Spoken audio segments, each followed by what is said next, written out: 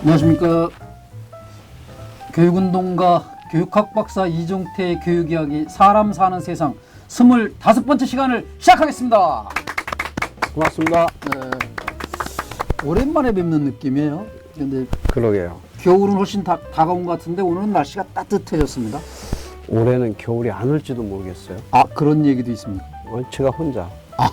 그래요? 오늘 쳐야 됐는데 네. 어제 첫눈이 올 줄 알고 기다렸는데 눈은 안 오고 비만 오더니 비 예. 오면 처지지 않을까 했는데 더 따뜻해졌어요. 네, 굉장히 따뜻하더라고요 오늘 정말.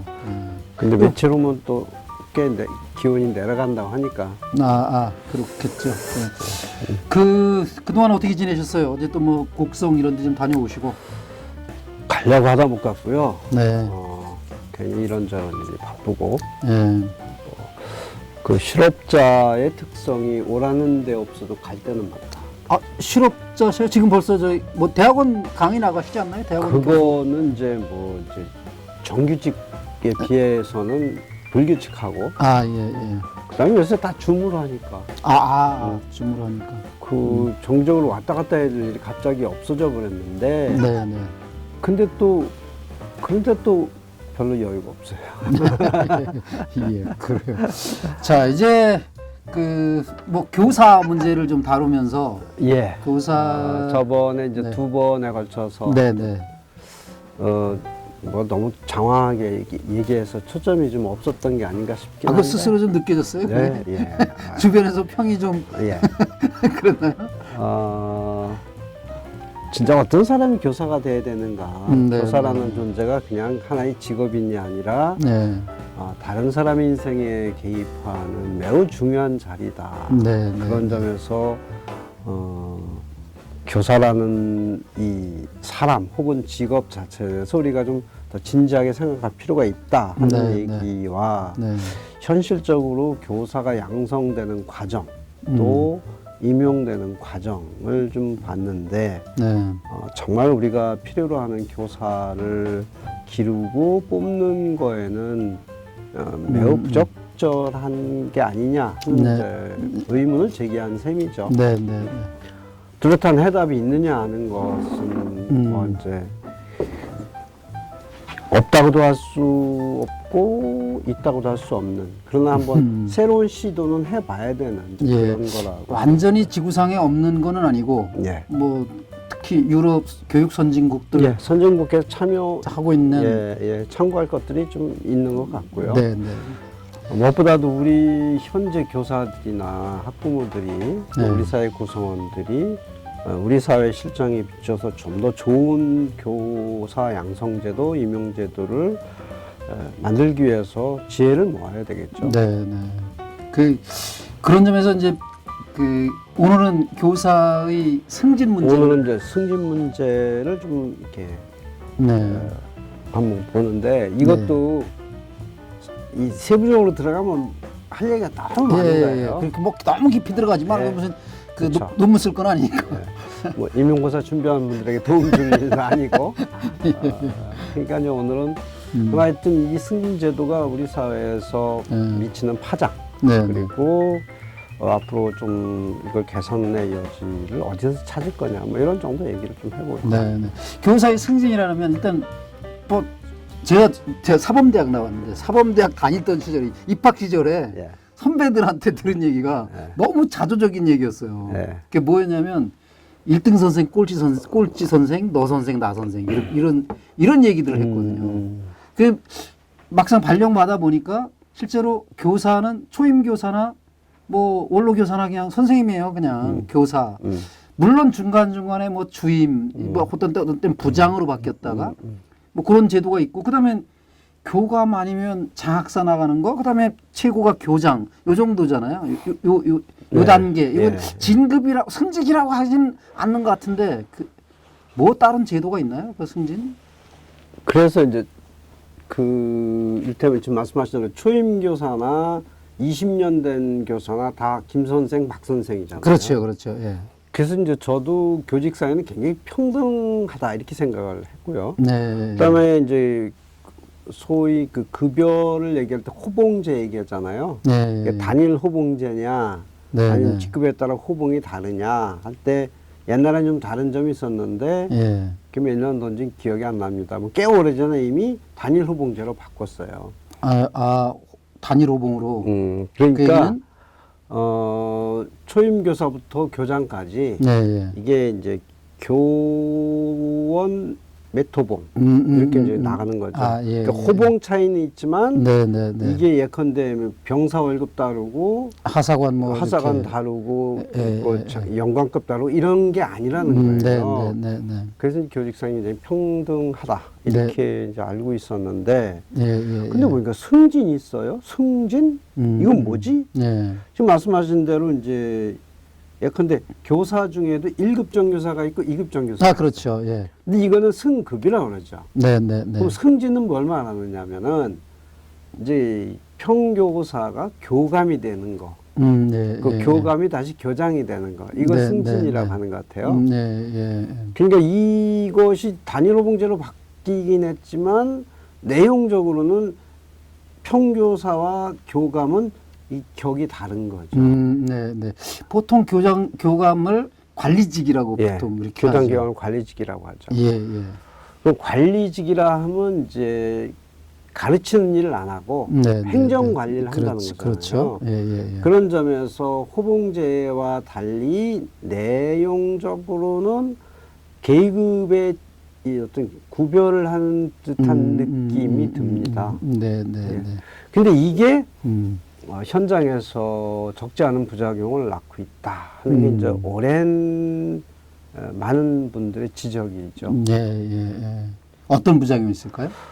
우선 제일 큰 부작용 중에 하나는 승진을 위해서는 이제 그 승진에 필요한 조건을 갖추는 일이 필요해요. 교장, 교감이 주는 주관적인 점수를 잘 받아야. 예, 근데 그것이 제일 문제가 되는데 첫 번째 네네. 이제 기본적인 거는 경력이 얼마가 됐느냐. 경력은 당연히 뭐. 경력 점수가 있는데 네. 이게 현재로서는 아마 20년인가가 만점일 거예요. 예, 예. 그리고 두 번째로 지금 말씀하신 이제 근평 점수라는 게 있어요. 요거는 이제 학교 안에서 교사에 대한 근무 평정은 되게 이제 교사들끼리 협의도 하고, 근데 최종 결재권자는 교장이잖아요. 교장이 누구가 몇 점, 누구가 몇 점. 사실 뭐 학교에서 교장이 일일이 다 점수 매기는 건 아닌데, 여기서 제일 중요한 거는 1등을 누가 차지하느냐. 그거 받아야 교감 승진을 할 수 있죠. 보통 수미양가로 하는데 물론 가는 거의 없지만 우나 이렇게 되겠잖아요. 근데 미 아무리 많아도 필요 없고 수가 중요한데 수 중에서도 이제 큰 학교 같으면은 수가 여러 명 나오잖아요. 그게 또 1등수를 하는 게 있어요. 그 1등수를 받아야 그 다음에 이제 승진이 유리한데 그래서 그동안 꾸준히 승진 준비를 해온 사람 중에 이제 곧 승진에 진입할 사람들이 있잖아요. 요 사람들 사이에 누가 1등수를 받느냐 그게 초미의 관심사죠. 제 친구 하나가 굉장히 먼 거리로 발령이 났는데 그 교장 선생님을 비슷한 곳에서 출퇴근하는 교장 선생님을 아침마다 교장 선생님을 태우고 가는 거예요. 나중에 이제 결국은 승진이 신고가 안 된 거예요. 친구들 모였을 때 그 욕을 이렇게 내가 얼마나 고생했는데 자기 1등수 안 줬다고.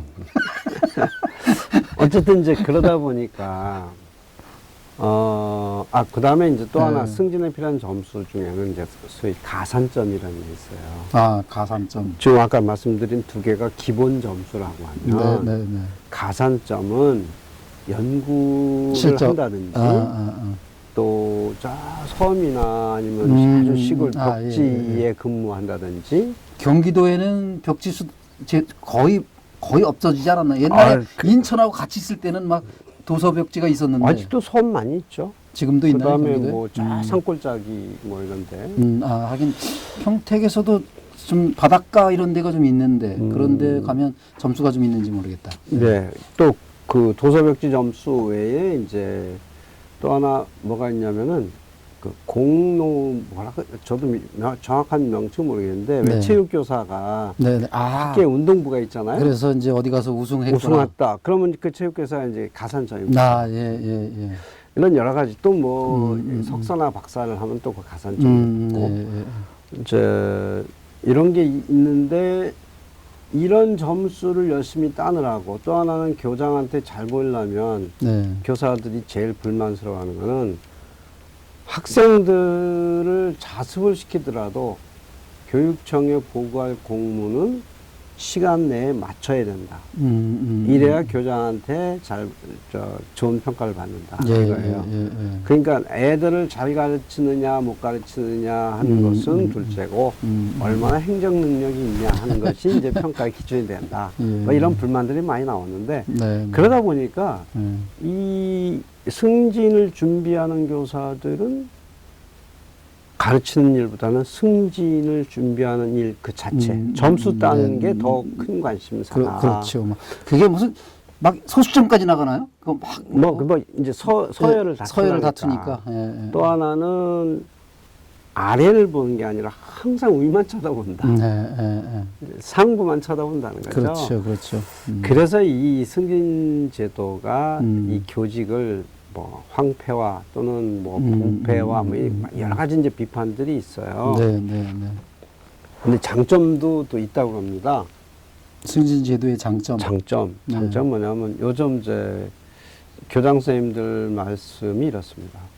학교에서 일을 시키려고 하는데 아무도 일을 안 한다는 거예요. 뭔가 이제 평상시에 이제 이렇게 늘 하던 일이야 다 하겠지만 새로운 이제 교육청에서 뭐 이 학교에서 어떤 시범 학교를 해줬으면 좋겠다라든지 뭐 어떤 이제 특별한 요구가 있잖아요. 이거는 이제 교사들이 평소에 하던 것 말고 가외로 더 해야 되는데 아무도 저 못해요 안 해요 시간 없어요 이렇게 뺀단 말이에요. 옛날 같으면 교장이 하라면 그랬는데 요즘은 교사들이 말 안 듣거든요. 그러니까 이제 승진을 미끼로 그런 걸 하게 되면 점수를 좀 더 받으면. 요즘은 학교에서 일을 하는 교사는 승진을 준비하는 교사들밖에 없다. 일부 교장이 그렇게 얘기를 합니다. 그러니까 승진 제도가 없어지면 아무도 일 안 한다. 그럼 학교가 개판이 된다. 이렇게 얘기하는 거죠. 뭐 얼마나 사실인지 잘 모르겠습니다만. 그 일이라는 게 사실 학생 가르치는 일을 안 하는 교사는 없는 거고. 그렇죠. 그게 핵심인데 그거는 이제 말고 그 예전에 했던 잡무라고 느껴지는 거라든가 뭐 이제 이런 것들을. 근데 요즘 왜 뭐 좀 새로운 아이디어를 내서 아이들에게 좀 더 많은 좋은 경험을 하게 한다든가 하는 기획이라는 게 있잖아요. 그렇죠. 이런 것들을 하려면 자꾸 머리를 쓰고 고민하고 여기저기 찾아가 보고 그래야 되는데 이런 열정이 일반 교사들에게선 찾을 수 없다. 이제 이런 얘기를 합니다. 그게 뭐 그걸 장단점으로 볼 수 있을지 모르겠지만 지금 현실에서 되고 있는 이야기를 소개해 드린 거고요. 그렇다고 하면 이제 문제는 이 승진 제도가 문제 있다. 뭐 가장 근본적으로는 교사와 교장은 승진의 문제로 볼 수 있느냐 하는 것도 있겠고 또 하나는 이렇습니다. 교사의 가장 중요한 거는 아이들을 사랑하고 잘 가르치는 거잖아요. 교장에게 제일 중요한 거는 교사 잘 관리하는 거? 보통은 행정 능력이라고 얘기를 해요. 근데 교장에게 요구되는 가장 중요한 자질이 행정 능력이냐? 저는 이제 가장 중요한 건 교육에 대한 철학이라고 생각합니다. 근데 교장마다 학교마다 달라지잖아요. 그럼 교육 철학이. 교장마다 그 교육 철학이 다르죠. 그렇죠. 그래서 우리처럼 막 자주 바뀌는 데에서는 어떤 교장은 와서 페스토알루치 같은 철학을 얘기했는데 어떤 교장은 와서 강력한 뭐 통제, 입시하여간 이렇게 이제 곤란한 점이 있지만 그러나 좀 더 깊이 교육의 문제를 고민하고 그래서 아이들과 이 커리큘럼을 보는 분이 좀 남다르게 교육적인 깊이가 있는 분이 좀 돼야 되지 않느냐는 철학의 문제가 있고 또한 리더십입니다. 네. 어떤 경우는 구두발 리더십이 있을 수는 있죠. 네. 근데 이거는 겉으로는 이제 보통하는 척 하지만 뒤로 돌았으면 이제 막 이거잖아요, 욕하고. 그런 리더십 말고 정말 사람들을 마음으로 복종하게 따라오게 만드는 그런 리더십이 필요한 건데. 그럼 거의 이제 시간이 보니까 이 정도만 얘기해도 한 20분 가요. 보여요? 예. 그래서 이제 결론 삼아서 예, 대안을 얘기하면서 예. 예. 그래서 이 교장을 어떤 사람을 교장시켜야 되느냐 할 때 그 뽑는 방식이 네, 네. 지금 이렇게 승진에 의해서 임용하는 방식이 있고 네, 네. 그 다음에 일부 교사들이 아직도 주장하는 거는 그 학교 안에 교사들이 투표해서 선출제. 뽑자. 예, 선출제를 얘기하는 경우도 있고 네, 네. 하나가 이제 공모제입니다. 음. 널리 이런 교장을 뽑습니다. 일단 승진제는 뭐 그냥 아예 보편적인 거고, 그다음에 교장 선출제도 지금 현행법상 없죠. 합법인가요? 없어요. 우리나라 공모제는 있잖아요. 공모제가 이제 시작된 지가 오래됐는데 네. 뭐 제가 자랑 아닌 자랑을 하자면 공모제가 실질적으로 그러니까 도입돼서 작동하게 만든 장본인이 접니다. 아, 전에 한번 말씀을 하셔가지고 제가 물론 이제 공모제도 몇 개가 있어요. 네, 네. 교장 자격을 가진 사람 중에서 뽑는 공모제가 있고 네, 네. 또는 교장 자격, 교육, 경력 상관없이 그냥 뽑는 외부 개방형 개방형 공모제가 개방형 있고 공모제. 그다음에 이제 교사 중에서 볼 때 교장 자격증이 없는 경력이 조금 그 짧은 사람들 9년인가요? 그거 안 돼도 아니요. 교사 경력 그게 15년으로 이제 정했는데 15년이에요? 네, 15년 이상의 교사 중에서 교장 자격증이 없어도 교장이 될 수 있게 하는 게 이제 그게 제가 노무현 정부 때 교육혁신위원회 상임위원으로서 이제 그 만든 장본인인데 네. 그게 내부형 공모자라고 얘기를 합니다. 그래서 이 세 가지가 지금은 다 작동을 하고 있는데, 네, 그때 당시 그 제도를 만들 때는 그걸 점점 늘리고 승진제를 점점 줄여서 이 승진제도로 인한 교육계의 어떤 불만들을 좀 많이 지우자 이렇게 생각을 했는데 아직까지도 내부형 공모제의 비율이 굉장히 적죠. 그런데 이제 또 시간이 좀 가면서 하나 제가 느낀 거는 이게 공모제가 무조건 좋은 건 아니구나 그런 생각을 한 게 뭐냐면 평교사 출신들 중에서 이제 물론 거기에도 평교사도 지원하고 교장 자격증을 가진 사람들 같이 응모를 합니다. 근데 그 중에서 교장 자격 유무와 상관없이 뽑을 수 있다는 게 내부형이죠.